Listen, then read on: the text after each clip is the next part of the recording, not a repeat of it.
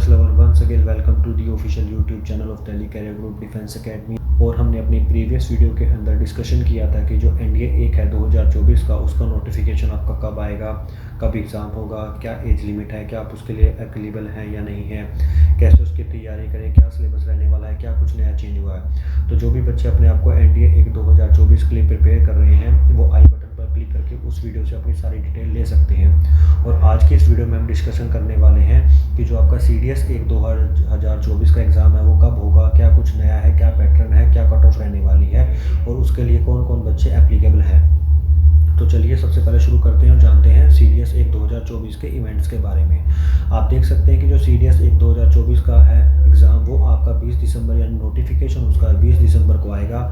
Exam की last date रहेगी अब फिलअप करने की आपकी 9 जनवरी 2024। एग्ज़ाम आपका 21 अप्रैल 2024 को होगा। एडमिट कार्ड है जो आपका तकरीबन 1 से 3 हफ्ते पहले यहाँ पर आ जाएगा और जो रिज़ल्ट है वो आपका तकरीबन मई और जून में यहाँ पर आ जाएगा। अगर एप्लीकेशन फ़ीस की बात करें तो candidate belonging to the general caste और other backward class are required to pay amount of 200 of registration fees, यानी आप 200 रुपीज़ की रजिस्ट्रेशन फ़ीस फिलअप करके अपने एग्ज़ाम को यहाँ पर फिलअप कर सकते हैं। ऑलरेडी मैं आपको इसकी एडमिट कार्ड के बारे में बता चुका हूँ कि तकरीबन आपका 1 वीक और 2 वीक अर्ली यहाँ पर आपका जो एडमिट कार्ड है वो यहाँ पर आ जाएगा। अगर हम एलिजिबिलिटी क्राइटेरिया की बात करते हैं तो कैंडिडेट आपका सिटीजन ऑफ इंडिया होना चाहिए। सब जो कैंडिडेट भूटान और नेपाल से होते हैं या फिर तिब्बतियन रेफ्यूजी जो कि जनवरी 1962 से पहले इंडिया में आए हैं और परमानेंटली सेटल हो गए हैं, और जो कैंडिडेट माइग्रेट हैं from Pakistan, Burma, Sri Lanka, East Africa, Kenya, Uganda, United Republic of Tanzania, Zambia, Malawi, Zaire, Ethiopia और वियतनाम, वो भी इसके लिए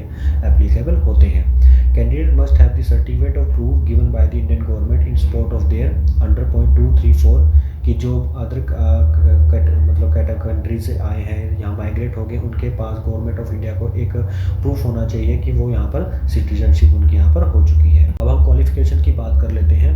अगर हम मिलिट्री विंग की बात करें तो आप चेक कर सकते हैं कि इसके लिए आपकी ग्रेजुएशन होनी चाहिए रिकॉग्नाइज्ड यूनिवर्सिटी से। इंडियन नेवल अकेडमी के लिए भी आपकी इंजीनियरिंग डिग्री होनी चाहिए रिकॉग्नाइज्ड यूनिवर्सिटी से।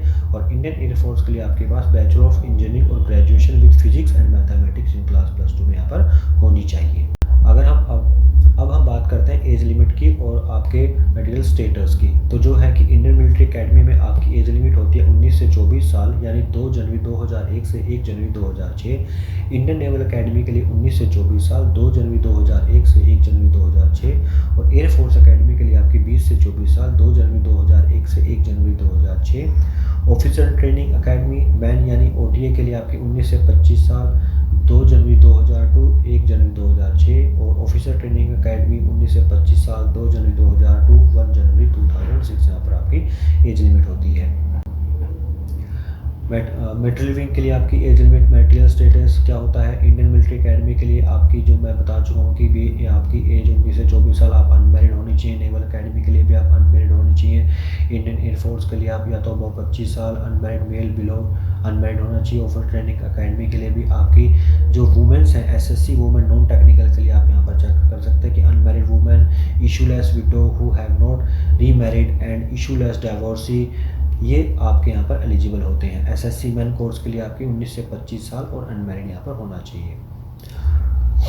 हेल्थ इश्यूज़ की बात करें कि वैक्सीन ईयर्स, डिवेटेड नेजल स्ट्रम, इस टाइप की आपकी कोई भी यहाँ पर आपको ओवरवेट अंडरवेट इस टाइप का यहाँ पर कोई भी आपको इशू नहीं होना चाहिए। और इससे डिटेल में जब आपका नोटिफिकेशन आएगा तो वहाँ पर भी आप इसको कंप्लीट डिटेल में चेक कर सकते हैं। अगर हम वैकेंसीज़ की बात करें तो आप चेक कर सकते हैं कि जो मिलिट्री बैच है IMA का 158 का आएगा आपका जनवरी 2025 के लिए, इसमें आपकी 100 होंगी टेंटेटिव। एक्चुअल में क्या वैकेंसीज होंगी ये जब आपका कंप्लीट प्रॉपर नोटिफिकेशन आ जाएगा तब वहाँ पर आपको पता चल जाएगा। लेकिन अभी जो है तकरीबन हमारी जो चलती आ रही है वो आपकी 100 टेंटेटिव रहेंगी। इंडियन नेवल अकेडमी के लिए आपकी 26, इंडियन एयरफोर्स के लिए आपकी 32, ऑफिसर ट्रेनिंग अकेडमी मैन के लिए आपकी 170, ऑफिसर ट्रेनिंग वुमेन के लिए यहाँ पर आपकी 70 टेंटेटिव रहने वाली है। अगर हम एग्ज़ाम पैटर्न और सिलेबस की बात करें तो जैसा कि आपको पता है कि English, general knowledge, elementary mathematics required होता है इंडियन मिलिट्री एकेडमी के लिए, नेवल अकेडमी के लिए और एयरफोर्स अकेडमी के लिए। आप देख सकते हैं exam pattern for IMA, INA, AFA के लिए कि जो आपका इंग्लिश है 2 आवर्स का होता है, 100 मार्क्स का होता है। GK भी आपकी 2 आवर्स 100 मार्क्स की होती है और एलिमेंट्री मैथमेटिक्स आपका 2 आवर्स 100 मार्क्स का होता है। ओटीए की बात करें तो English 2 hours 100 marks, general knowledge 2 hours 100 marks. Topic भी आप यहाँ पर चेक कर सकते हैं कि इंग्लिश में आपका क्या रहने वाला है, जनरल नॉलेज में क्या रहने वाला है, एलिमेंट्री मैथमेटिक्स में आपका यहाँ पर क्या रहने वाला है, ये भी डिटेल में आप अपना सिलेबस यहाँ पर चेक कर सकते हैं। उसके बाद जो आपका एग्ज़ाम सेंटर होते हैं सीडीएस एग्ज़ाम के लिए, तकरीबन आपकी 70 सिटीज़ के अंदर यहाँ पर एग्ज़ाम होता है, तो वो भी आप यहाँ पर चेक कर सकते हैं कि आपके पास कौन सी सिटी पड़ेगी, तो वो भी आप यहाँ पर फिलअप कर सकते हैं।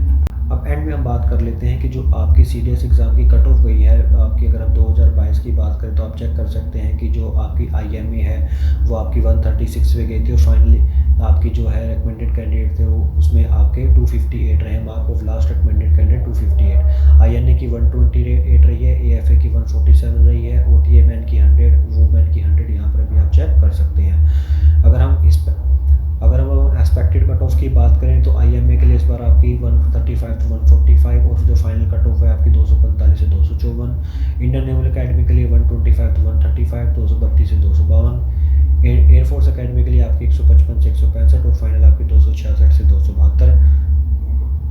ओटीए मैन के लिए आपकी 105 से 115, फाइनल आपकी 164 to 170, और जो आपकी ऑफिसर ट्रेनिंग अकेडमी है वुमेन की वो आपकी 105 से 115 और 162 से 172 यहाँ पर रहने वाली है। सिलेक्शन प्रोसेस की अगर बात करें तो फर्स्ट स्टेप में आपका क्या होता है, रिटन एग्ज़ाम होगा। देन उसके बाद आपका यहाँ पर आप चेक कर सकते हैं कि आपका क्वेश्चन पैटर्न जो रहने वाला क्या है, एग्ज़ाम क्या आपका रहने वाला है। जब आप अपना रिटन क्लियर कर लेते हैं तो उसके बाद आपकी एसएसबी होती है।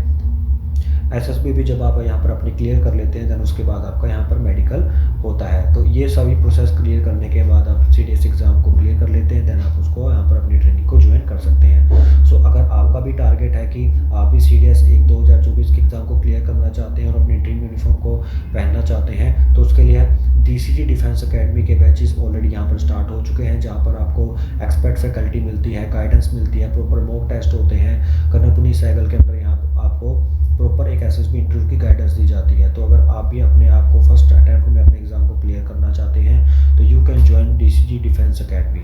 मोर इन्फॉर्मेशन के लिए आप हमें कॉल कर सकते हैं और हमारी ब्रांच में विजिट कर सकते हैं। Thank you. जय हिंद, जय भारत।